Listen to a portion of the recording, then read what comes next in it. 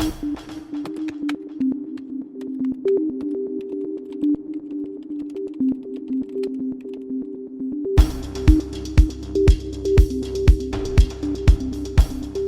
never thought I'd be a good actor ever.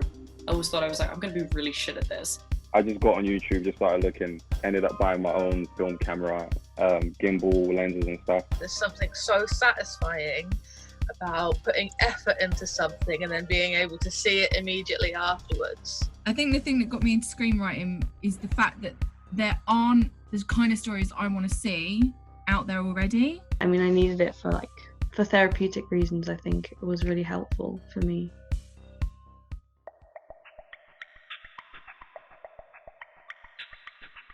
I was actually in Thailand for 5 months, and I actually found that it was really good for my creativity because I didn't have distractions. People have found ways to be creative. I directed a music video from Thailand with artists that were in England and the Netherlands, and everyone was in different places on different time zones, and we still, we've seen so many artists do amazingly creative things and have amazing creative solutions, even though they've been at home. At the start of lockdown, I did no writing whatsoever. I kind of felt like, what's the point really of writing at the minute when potentially there's not even going to be an industry at the end to support, whatever I can come up with at this time. As things relaxed and we could actually go out again legally, I think then I actually had like a little wave of motivation all of a sudden. And I sort of made the trailer for my script. It was basically to put on the emails that you're sending your work out to, just so that there's something that makes it stand out from the crowd slightly. The atmosphere of kind of skating at the skate park with your friends kind of was gone really, so I missed that definitely. I mean, usually outside of lockdown, you're usually kind of with each other all the time and pushing each other to try new stuff.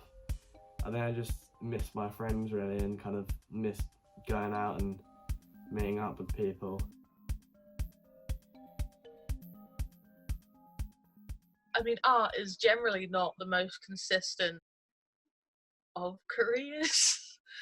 I wouldn't say it's lack of confidence. I just can't think of when it will all be over in terms of people resuming semi-normal life. I think I feel confident today, but I might not feel confident tomorrow.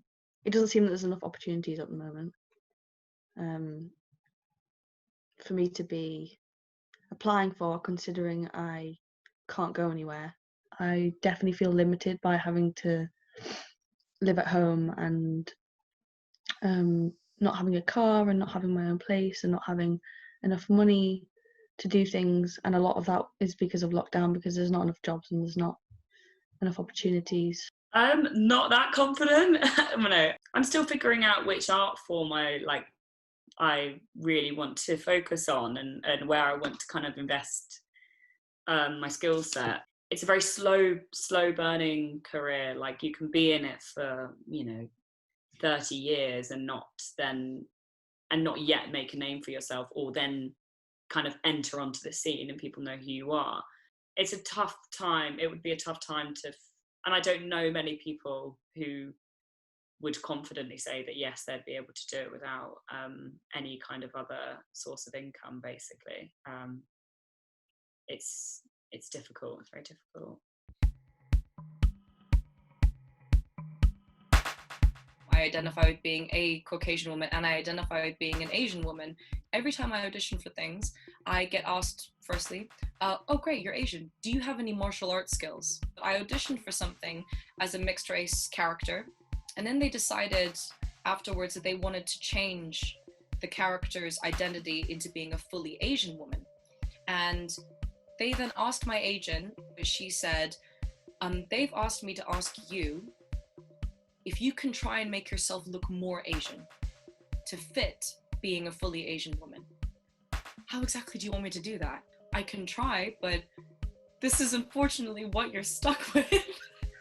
So I don't really know what I can do in this situation. And in the end, I didn't get the role because, of course, didn't fit the idea of what people believe an Asian person should look like.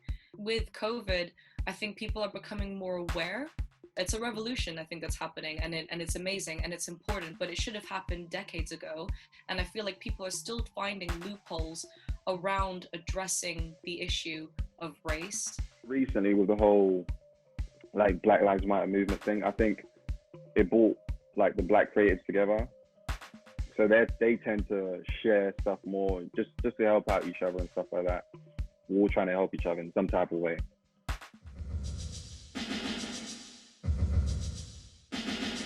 There's still an attitude of a really weird capitalist idea that because if we enjoy our work, then we shouldn't expect any money for it. Or if it looks fun, or if it looks like something anyone could do, then why are we considering it? We're still not seen as work, a lot of the stuff a lot of artists do. It's like, 4 or 5 years specifically training for that, not accounting for all the time outside of that I've put into like owning my craft. That's why art is expensive. That's where the money comes into it, but people don't want to spend money on art that often. People will spend an entire day in lockdown watching TV, and they will not make the connection that they are consuming arts for 7 or 8 hours. Everything that we consume basically is stuff that's been created by teams of people in the arts. So I think there probably is a little bit of a disconnect between the media that people consume and remembering the need to sort of support the industries that they come from.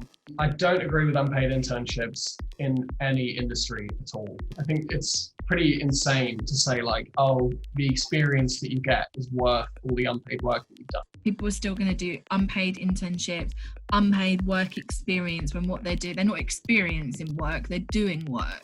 It's exploitation. That's all it is. It's people, in my opinion, it's people that are exploiting young people who are desperate to get into an industry, and instead of paying them fairly, they know that they don't have to. The amount of times I come across volunteer this, volunteer that. When I think of the word volunteer, I think of I want to volunteer for charity out of the good of my own heart, or because I care about a cause, not because I want to boost my CV.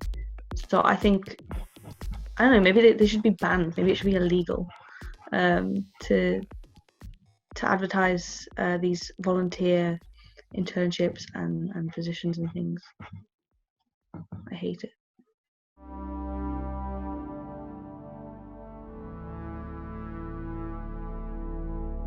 There's like 1% of people in the creative industry that stay in that 1%, and they will consistently get work.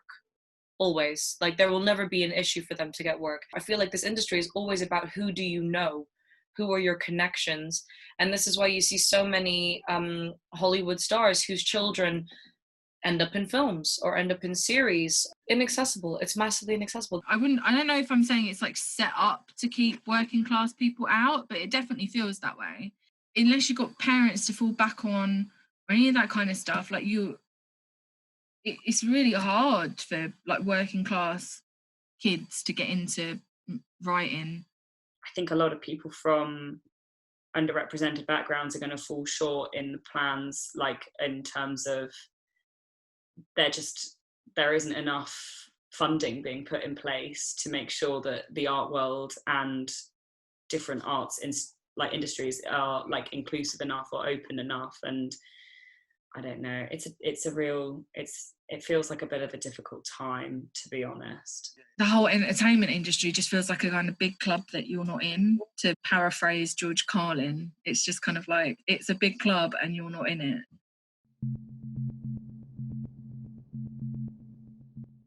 You go to school to get a good job to make money, right? Too much is put on getting the good job and making the money, and not on finding what you like doing.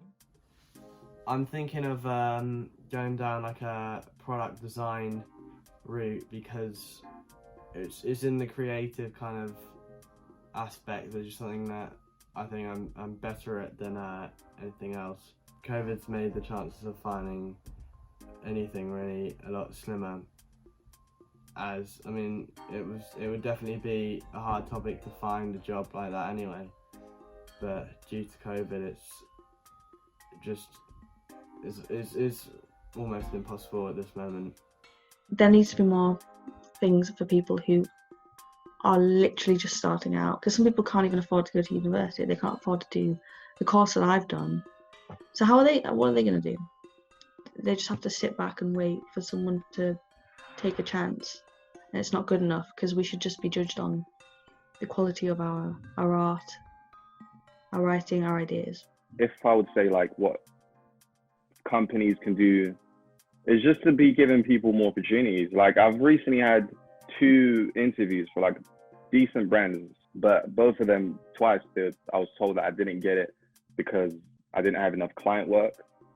They saw that I had a vision or whatever, but I just didn't get it just because I didn't have enough client work. But I was thinking if I just had that opportunity just to do it, you know, who knows what could have happened. A lot of people are talented. It's just that some people just don't have the connections or the links or something like that. But you know, a lot of creatives are really talented.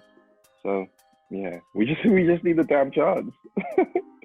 A lot of people are feeling pretty disheartened that there's just absolutely no backing from the government, and there's absolutely no backing from politicians for creative industries. There's a lot of like ways for the government not to get to pay out money or to help people, and I think it feels like a lot of it is purposefully excluding the creative industry or freelancers or people who, you know, don't have traditional jobs. And I think it will be great to see them recognize non-traditional office jobs as, you know, legitimate careers.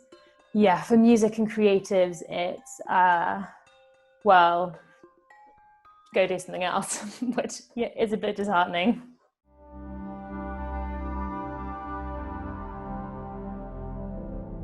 People, I think, want and need them more than ever, especially, you know, spending more time at home. You can't travel as often, you know, you can't go to nightclubs, you can't see your friends in big groups. Like, people are going to want TV and music and film and theatre when they reopen. So I guess I would just hope that the government will treat the cultures and the arts the same way that they do any other industry, and remember that they need to be sort of saved. I think people maybe don't realise also how much money the arts industry brings in. It's always been financially, if you want to break it down into that quite kind of like Coles sort of way, then it does bring in a lot of money. When you break it down, like obviously design is everything. It's the whole world around us, and it's every advert you see on the side of the bus. It's like the way that a chair, the chair you're sat on, is just like all of these sort of things are art and design. And without these things, your life would be just so bland. It's great, like all the things we consume, like TV, art. You need artists to make TV. Film, how someone creates mood with light and sound and dialogue and everything. That's art. I mean, the bed that you sleep in, the toilets that you sit on, shelves, this is all creativity. It's all art. It's everywhere. Creatives and creative thinking are vital. If we get rid of all of our creatives and our creative industries, then we're just a machine at that point.